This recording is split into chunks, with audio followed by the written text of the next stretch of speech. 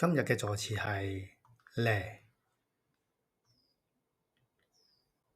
咧第四聲調咧，佢同琴日嗰個咧第三聲調係同一個漢字，都係表示建議，但係語氣會有啲唔同。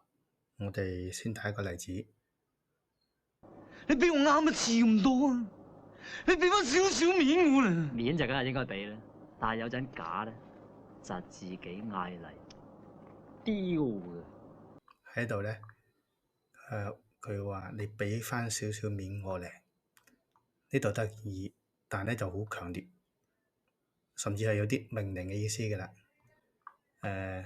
呢篇論文就認為佢對比第三聲調嗰個咧都係建議，但係咧就係強建議嘅語氣。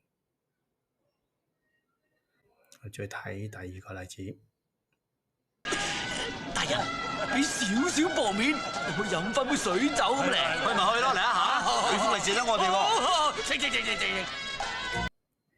呢度咧俾少少薄面入去飲翻杯水酒，呢個咧都係建議，但係咧就係唔係命令啦，因為亦都唔係好強烈嘅要求，因為點解？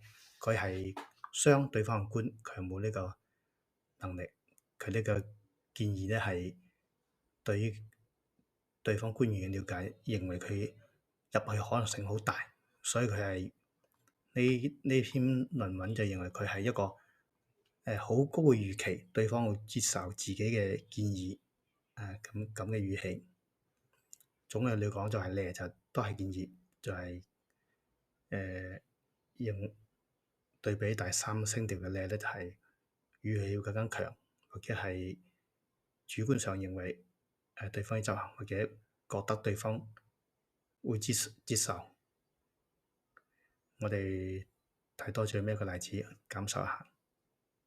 今日大家咁高興，就不如吟下詩啦。證明兄好提議，文筆兄先嚟咧。強項咧，你再唔走我嗌㗎。咁咧，我俾1兩銀你係咁意咧。1兩銀，你當係咩啊？起碼都10兩啦。